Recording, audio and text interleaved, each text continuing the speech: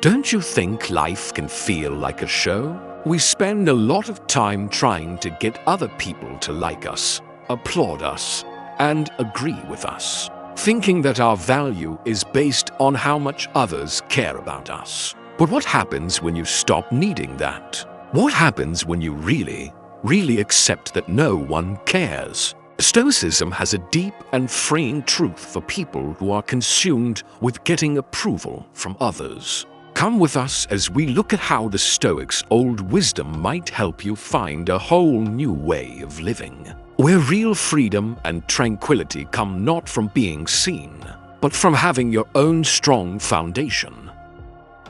Number 1. You'll stop seeking external validation. The constant need for approval from sources outside of ourselves is a significant drain on our mental and emotional resources. It is a fruitless endeavor to try and fill an internal hole by seeking external validation, and the quest is unrelenting. From the professional choices we take to the photographs we share on social media, we are careful to precisely organize our lives for public consumption. The question, "What will others think?" is used as a filter for every action that is made.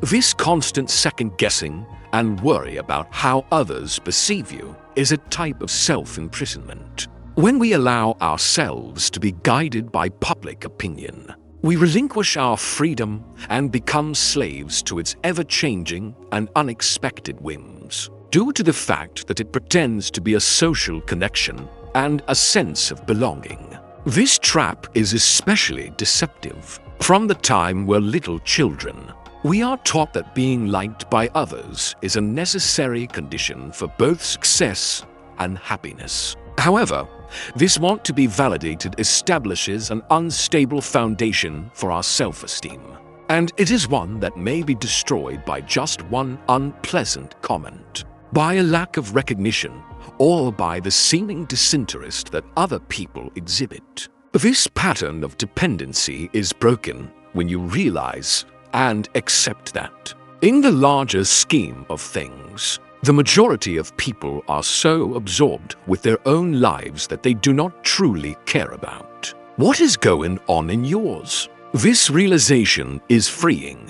It is no longer necessary for you to receive a like, a compliment, or a pat on the back in order to feel good about the choices you make or the efforts you put forth. Your motivation for self-improvement and personal progress comes from inside, rather than from an external urge to gain the acceptance of others. You begin to live for the sole purpose of pleasing yourself. One of the fundamental principles of Stoic philosophy is this significant shift in perspective. Seneca, the Roman Stoic philosopher, expressed this sentiment so well in his book titled Letters from a Stoic. The man who is a slave to his reputation is not free, according to him.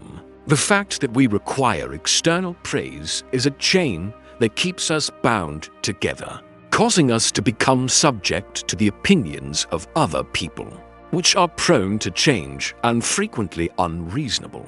The Stoics believed that true freedom was not about the absence of physical restraints, but rather about the liberty of the intellect. We can liberate ourselves from the oppressive nature of external judgments by concentrating on the things that we have the ability to control, such as our intentions, our actions, and our thoughts. Seneca and other Stoics were aware of the fact that the most significant view is the one that we hold ourselves. Our opinions are based on our dedication to virtue and reason, rather than on the transient acceptance of the general public. If you want to live a life that is truly true and meaningful, this is the first and most important step you must take.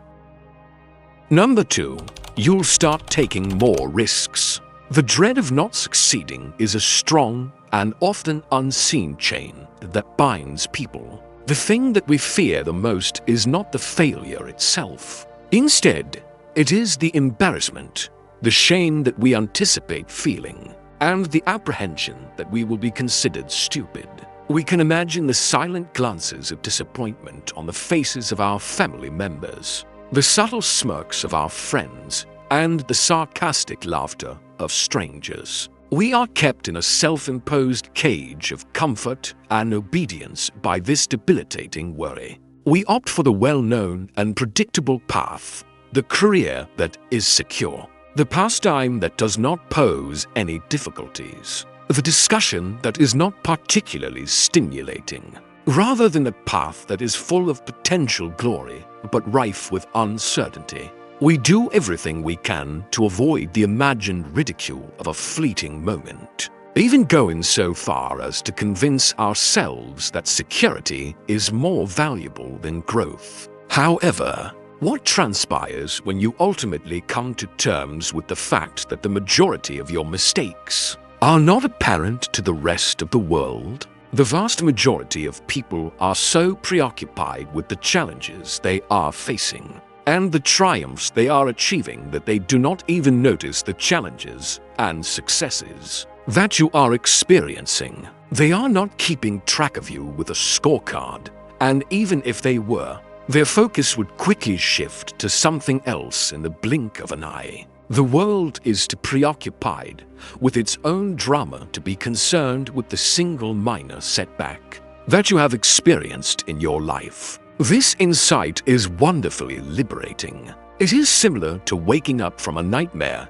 in which you felt like you were being observed, only to discover that you were completely alone the entire time. You are now able to take more sincere and meaningful risks because of your newly discovered bravery. You are going to submit an application for that position that seems like a tremendous stretch, and you are not going to give the rejection email a second thought. You will begin working on the creative project that you have been procrastinating on for years, without giving any thought to whether it will receive even one solitary look. You will register for the public speaking class with the knowledge that the audience will have forgotten about your fumbling over your words by the time they have even made their way out of the room. Should you happen to do so, the fear of being ridiculed by others disappears, leaving behind an unobstructed and straightforward road that will lead you to achieve your objectives.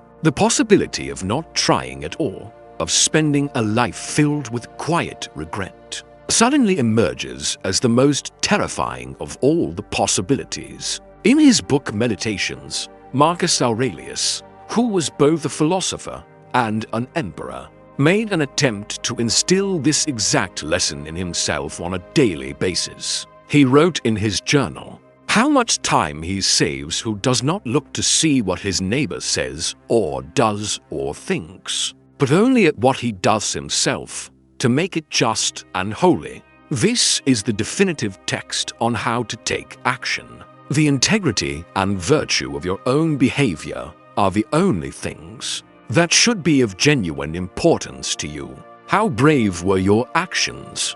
Were you committed to giving your best effort? Considering that the result is frequently outside of your control, it is of minor importance. From a Stoic perspective, the opinions of other people are indifferent, which is considered an external force. In other words, we can want to have positive opinions from others, but in the end, such opinions have no impact on our inner character or value as individuals. Epictetus, who was previously a slave but discovered liberation through philosophy, bolstered this by declaring that we are the only ones who can decide what we want to accomplish with our lives, which is referred to as our prohairesis. He had the belief that all things that are beyond our will, which includes our reputation, our renown, and our failures, are out of our control. In order to be a genuine Stoic, you must evaluate your own behavior based on your dedication to living a virtuous life, rather than on how the audience reacts to your deeds, whether they clap or remain silent. The change is from living a life that is motivated by fear to living a life that is motivated by a sense of purpose. You are able to pursue the opportunities that arise from your potential, Once you are no longer preoccupied with what other people will say about your failures, you start to judge success not by the result, but by the guts and integrity of the attempt itself. Number 3, you'll develop deeper, more authentic relationships. A lot of the connections we have are based on a foundation of performance, which is both delicate and stressful. We have been conditioned to believe that we are required to present a carefully curated version of ourselves, which is essentially a highlight reel of our most remarkable accomplishments, our most agreeable ideas, and our best moments. We suppress our genuine feelings, conceal our vulnerabilities, and censor our personalities in order to conform to what we believe the people around us will deem acceptable. We are unable to reveal our true selves because of this continuous act of self-censorship, which ultimately leads to relationships that are superficial, transient, and ultimately unsatisfying. We participate in polite conversation about trivial matters, discuss the weather, and chat about issues that do not go very deep. And we make sure to avoid any subject that has the potential to expose our genuine vulnerabilities. We seldom truly give others a chance to embrace us for who we are, because we are so frightened of being rejected. When it comes to relationships, this strategy of relying on fear to connect with others is a type of self-sabotage. It establishes an obstacle that separates us from the individuals with whom we engage, which prevents us from developing the very trust and intimacy that we so strongly desire. Consider the connections that are most significant to you in your life. It is probable that these relationships are with individuals who allow you to be your true self, including all of your shortcomings. This barrier will start to crumble the instant you stop attempting to impress other people. With your actions, you will discover that you are attracted to those that are compatible with your genuine self, rather than the meticulously crafted persona you once employed to portray yourself to others. You will have the confidence to be vulnerable, to express your concerns and vulnerabilities, and to participate in conversations that delve deeper than the superficial level. True intimacy and connection can be achieved only by following this road. The Stoics placed a great deal of emphasis on the significance of leading a life that was marked by internal consistency. Epictetus was an individual of great distinction who, after being enslaved, went on to become a philosopher who was held in high regard. He spoke extensively about the necessity of maintaining integrity in every facet of life. One of the things that he emphasized was that attempting to be a person that you are not in order to satisfy other people is a type of self-deception that has a negative impact on our moral character. It is an act of dishonesty that is directed both at ourselves and at other people. According to Epictetus, the relationship that we have with our own logical mind, which he referred to as our prohairesis, is the most significant relationship that we have in our lives. We are not succeeding in this fundamental relationship if we continually make compromises that compromise our integrity in order to receive favor from others. Living a life of virtue, as is practiced by Stoics, is not about putting on a show for other people.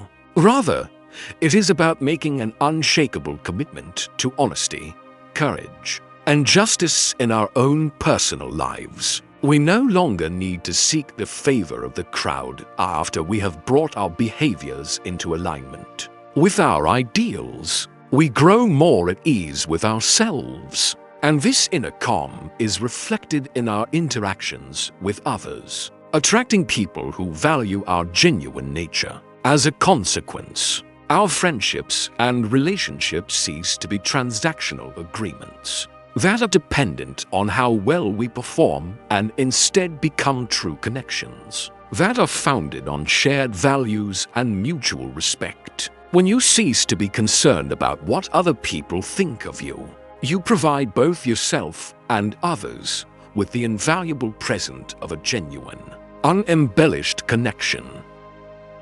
Number 4.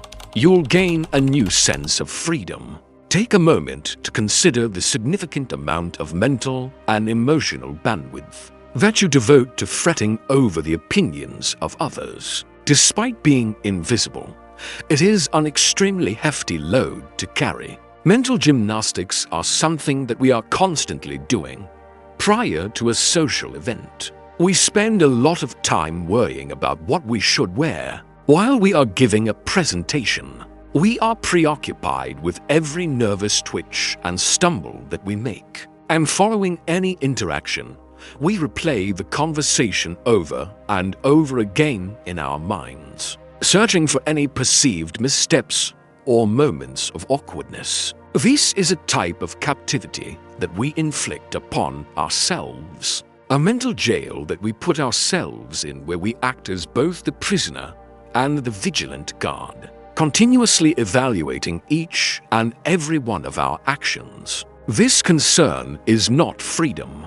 It is a life lived under a state of continual surveillance, where the watching eye is our own. The moment that you finally come to terms with the fact that no one genuinely cares, you not only feel better about yourself, but you also unleash a profound sense of freedom that dramatically alters the course of your life. This freedom is not something that exists just in theory. It is something that is real and may be experienced right now. You are not obligated to wear the clothing that you believe is the most stylish. You have the option of wearing the attire that makes you feel the most comfortable. You are under no need to follow the crowd. If there is a pastime that you have a genuine interest in, you are welcome to pursue it, even if your peers believe it to be uncool, without feeling confined by the expectations of society or the judgments of other people. You are free to express an opinion that is not popular, to say what you truly believe, and to live your life in a way that is authentically your own. When you are freed from the burden of living your life for the sake of others, you are able to be more spontaneous, creative, and happy. You are able to breathe because of it. This liberating realization is the fundamental foundation of Stoic philosophy. Epictetus, who was formerly a slave, notably made a distinction between things that are within our control and those that are not. He discovered that freedom was not to be found in his release, but rather in his own thoughts. The dichotomy of control, a notion that is also known as the dichotomy of power, is the key to achieving genuine freedom. His argument was that the ideas, behaviors, and judgments of other people are external to ourselves, and, as a result, not within our power to govern. Dwelling on concerns about them is not only illogical, but it also constitutes a significant squandering of our most valuable resource, our mental energy. Epictetus offered a framework for living a tranquil life that was both straightforward and profound. Do not attempt to control events so that they unfold in the way that you would like them to, but rather desire for them to occur in the same manner that they are already occurring. And you will find that your life will go smoothly when it comes to the opinions of others. This insight is fully applicable. You can't make anyone think well of you, but you can choose to accept their ideas as they are without allowing them to interfere with your inner peace. We become masters of our own brains when we concentrate exclusively on our own ideas, behaviors, and intentions, the things that are genuinely within our control. This is the ultimate freedom, a condition of being in which our happiness and self-worth are no longer held captive by the transient judgments of others. It is the liberty to exist without any conditions attached. Number 5. You'll stop comparing yourself to others. The digital age has brought forth an environment that is unlike anything we have ever seen before. When it comes to comparing ourselves to others, We are continually bombarded with highlight reels of other people's life that have been carefully managed. These reels feature things like idyllic vacations, professional achievements, gorgeous residences, and relationships that are without fault. A strong and painful illusion is created by this continuous flow of content. That is based on idealization. We compare our own reality, which is disorganized and unfiltered, the challenges we face on a daily basis, our fears, and our humdrum routines, to these dreams that have been skillfully manufactured.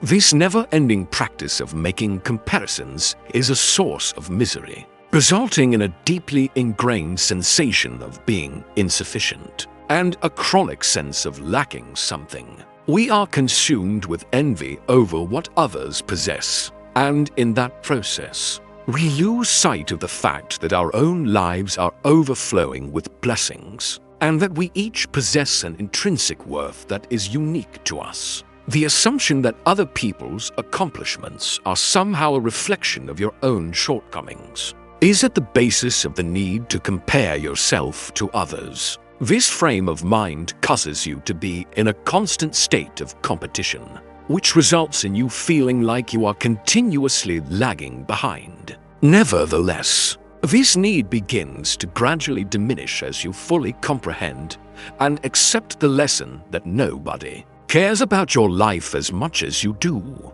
You understand that each and every person is just as concerned with their own personal path as you are with yours. Their accomplishment is nothing more than a component of their tale. It is not a reflection on you as an individual. This profound insight gives you the ability to change your point of view. You start to see the accomplishments of other people as a source of inspiration and as proof of what can be accomplished, rather than as a personal threat to you.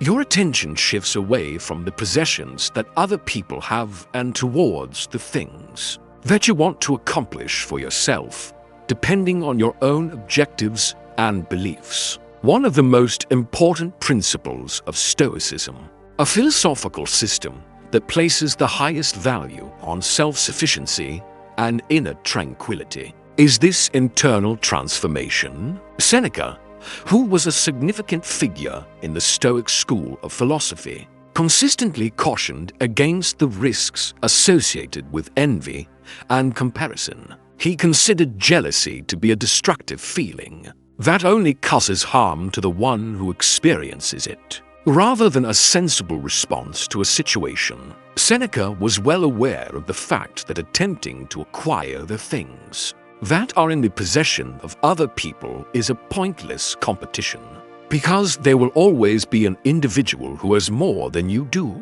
He encouraged his readership to go within themselves and discover satisfaction in the progress that they have made on their own. His written words inquired, "Is it your desire to receive admiration? Admire yourself." The Stoics believed that the only comparison that was legitimate was that which was made between oneself and one's past self. The genuine measure of a person's life is not determined by how they compare to their neighbors, but rather by the constant and deliberate pursuit of virtue and self-improvement that they undertake in their own lives. You can liberate yourself from the anguish that comes from comparing yourself to others, and you will be able to discover serenity in the individual path that you are on, by releasing yourself from the necessity of obtaining external affirmation.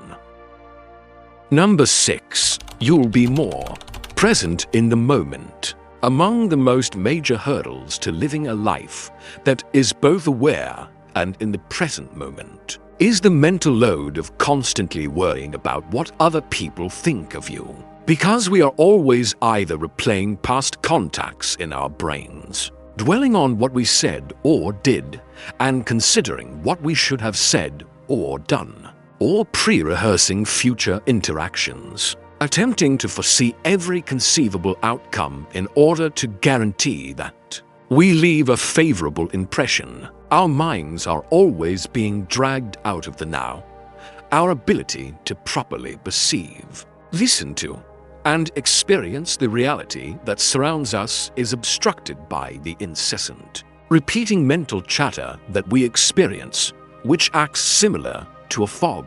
While it is true that we are physically present in one location, our thoughts are trapped in a maze of our own making. This maze is made up of feelings of uneasiness and self-consciousness. Our inability to fully immerse ourselves in a conversation, a creative activity, or even a simple walk in the park is a direct result of this condition of persistent distraction that we are constantly in. We are so preoccupied with studying and preparing for an audience that isn't even paying attention that we are unable to appreciate the subtle nuances of life, such as the laughter of a friend, the beauty of a sunset, or the simple delight of sharing a meal with someone. You may liberate this vast mental space by releasing your need on external validation.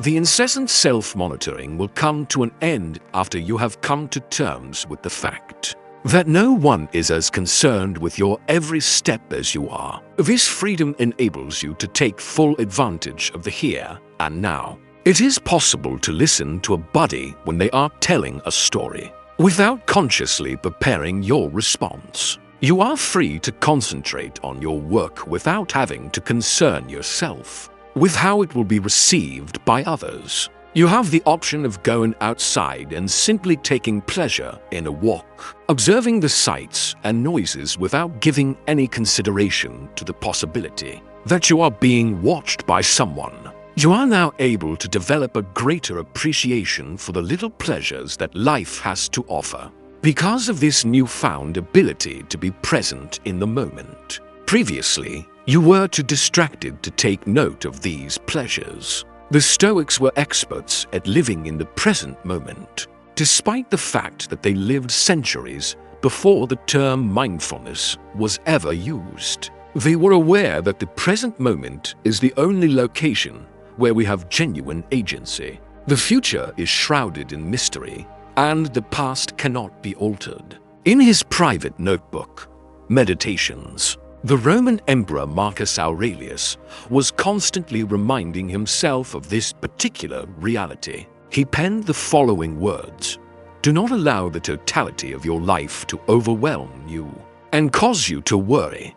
What is the way that you are able to carry all of that weight?" This potent reminder functioned as an anchor, tethering his attention to the present moment and the task at hand. He was aware of the fact that when we bear the burden of regrets from the past and anxiety about the future, we are forfeiting the one time that is truly ours. The objective of the Stoics was not to completely eradicate thought, but rather to guide it with intention. They told us that it is imperative that we continually practice refocusing our attention on the things that we can control and on the events that are taking place in the present now. We not only experience a reduction in worry as a result of doing this, we also become more at peace and more effective in our endeavors. You will finally be able to live for yourself and for the present now, which is the only moment that truly exists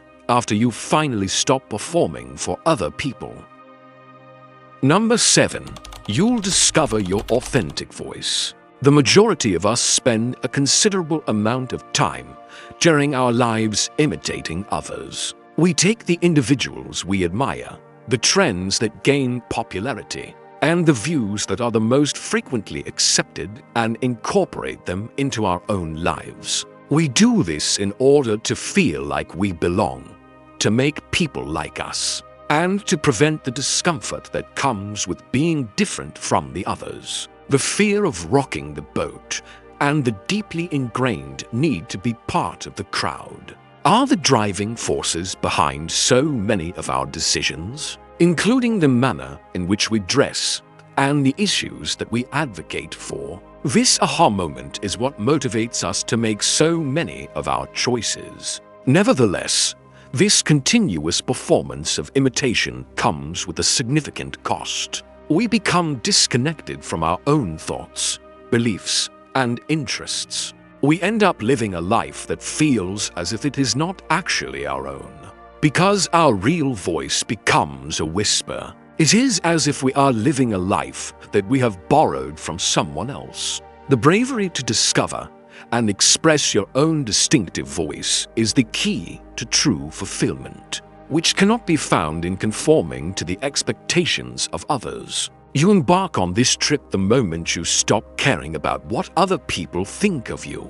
You grant yourself the authority to be unique when your fear of being judged starts to diminish. You will discover that expressing your personal thoughts, even if they are not popular, will come naturally to you, instead of chasing the passions that are popular or socially acceptable. You will begin to pursue your own passions. You will defend the principles that you hold dear, despite the fact that it may feel like you are the only one who is doing so. Your most valuable possession is your authenticity. It is the essence of what you are, and it is the only thing that can lead you to a life that is truly meaningful and purposeful. This viewpoint is completely in line with the Stoic philosophy, which emphasizes that people should live their lives in accordance with nature, not exterior nature, but rather human nature and reason. Stoics believed that the most virtuous way to live was to lead a life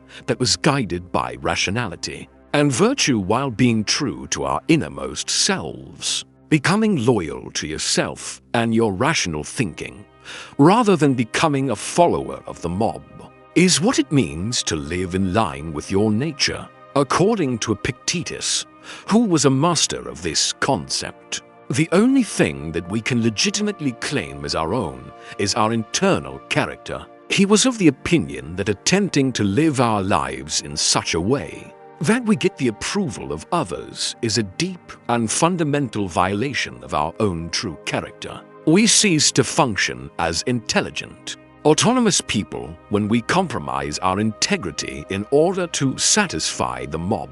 We are behaving as if we are puppets, with our strings being tugged by the ideas of other people. You begin to take charge of your own life and cease acting like a follower.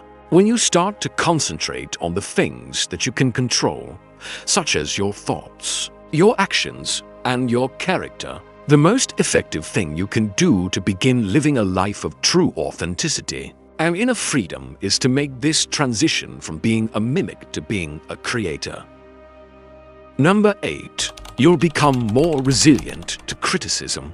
Criticism, whether it is meant to be constructive or not, can feel like a hurricane when our sense of self-worth is like a house that is constructed on the shifting sand of external approval. It feels like a personal attack that threatens to destroy our entire sense of self-worth and self-esteem. We can find ourselves in a downward spiral of self-doubt as a result of a negative review, a comment that was made without much thought, or simply a lack of praise. When it comes to our capabilities and the worth that we possess as individuals, we consider each and every piece of feedback to be a final and definite decision.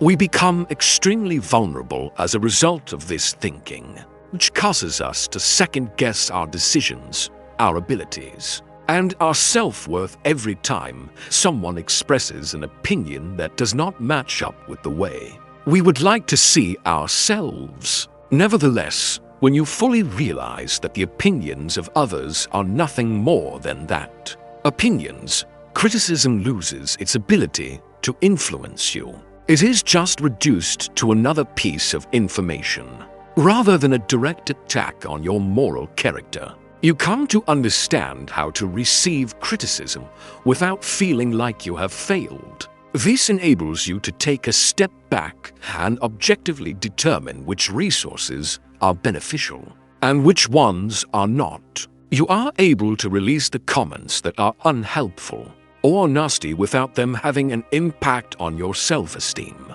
And you can use the beneficial elements to develop and enhance yourself. The change involves moving away from responding to situations in an emotional and reactive manner and instead adopting a more proactive and analytical approach. You are no longer the subject of a public opinion poll.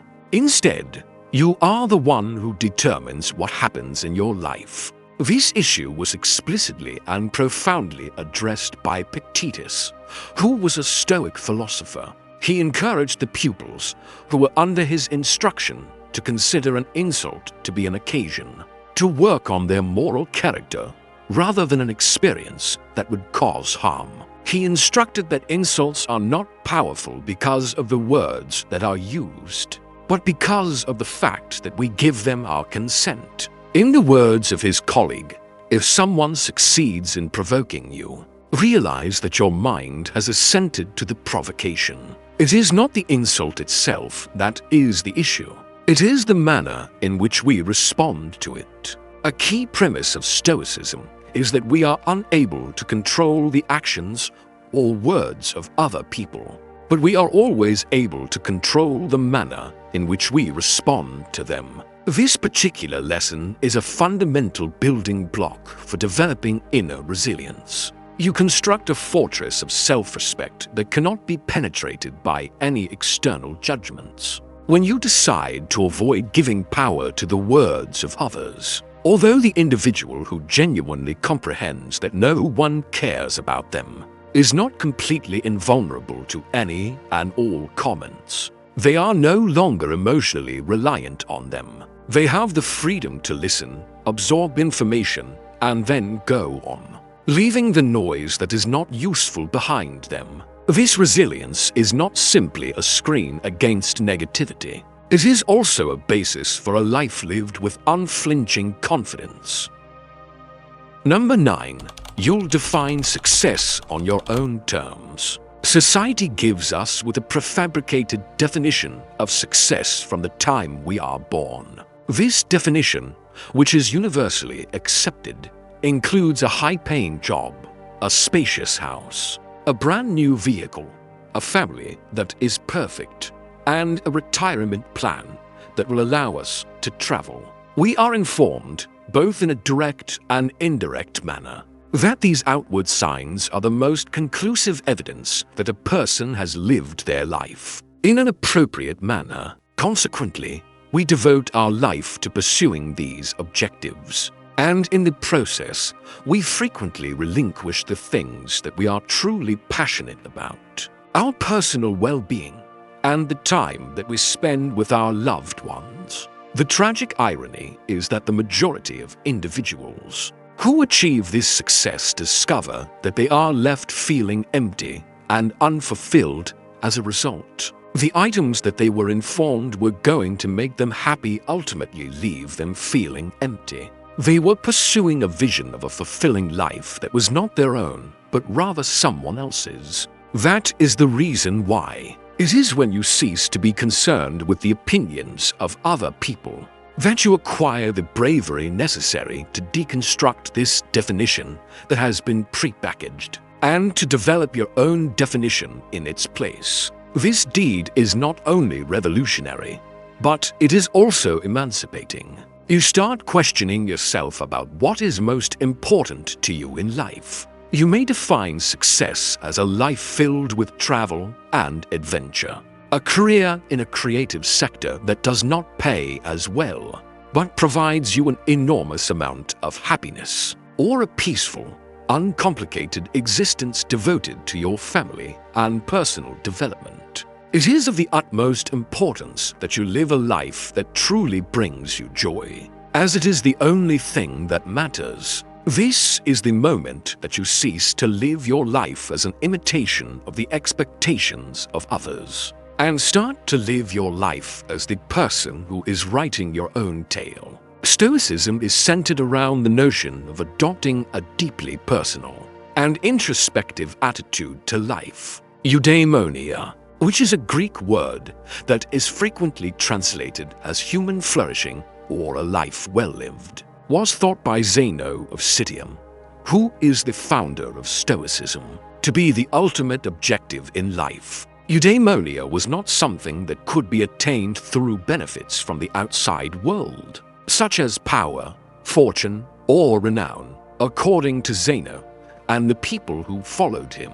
Rather, it was something that was obtained by living a moral life that was in accordance with reason. They were aware of the truth that lasting contentment is derived from within, from having a clear conscience, a strong moral compass, and a life that is lived with integrity. The Stoics emphasized that we have the ability to be satisfied regardless of the circumstances that exist in our outward environment by placing an emphasis on our internal state. They did not believe that riches was a bad thing, but they were opposed to the idea of pursuing it at the expense of one's moral principles. You will no longer be a slave to society's interpretation of what it means to be successful. Once you have internalized this lesson, you are at liberty to live your life in a way that is genuinely significant to you. And in the process of doing so, you will discover a sense of fulfillment that no amount of validation from outside sources will ever be able to supply you with. Number 10. You'll find true inner peace. The unceasing quest to obtain validation from outside sources is a constant cause of internal conflict. Anxiety levels rise to an extreme degree when one is always seeking approval from other people, when one is afraid of being judged by them, and when one is stuck in the never-ending, draining cycle of comparing oneself to others in social situations. It is similar to bearing the burden of an invisible cloak made of self-consciousness and anxiety. That is quite heavy. It is the case that every social encounter we have becomes a performance. Every decision we make is an attempt to manage perception, and our pleasure is held hostage by the fleeting opinions of others, who are so consumed with their own lives that they do not even notice ours. This is not a condition of being. It is a state of war with oneself. The peace of mind that comes with embracing the fact that no one genuinely cares is the most deep and liberating lesson that can be learned from this experience. It is like to finally discarding the cumbersome cloak when you finally relinquish this weight. The moment you truly understand that you are enough, exactly as you are, you will no longer feel the need to perform for an audience. A quiet, unwavering certainty begins to take over. This is not the loud, showy self-assurance that demands attention. Rather, it is a profound, peaceful awareness that your value is inherent and does not rely on the favor of any other person. You can begin to enjoy your life rather than continuing to struggle. Because of this sense of inner peace, you come to the realization that the tranquility you have been searching for cannot be found in external accomplishments or recognition from others. Rather, it can be found in the quiet surrender to your own authenticity. This feeling serves as one of the fundamental principles of Stoic philosophy. When he wrote his moral letters to Lucilius, Seneca brilliantly stated this idea, remarking, "The person who is poor is not the one who has too little, but the one who desires more." He was aware of the fact that the need to have more, whether in the form of income, celebrity, or validation, is a type of poverty that is experienced within oneself. Seneca made the claim that the path to true riches and peace of mind is in discovering how to be satisfied with the things you own and the person you are. The constant chase of more from other people, more recognition, more admiration, more validation, is an undertaking that is ultimately self-defeating because it is a competition that has no endpoint. The genuine way to peace is via the extreme acceptance of oneself, a state in which you are no longer chained by the needs and desires of others, but are ultimately free to enjoy the quiet of your own mind. This inner peace is not a goal that you reach. Rather, it is a way of being, and it is a way of being that is authentically and unapologetically free of any constraints.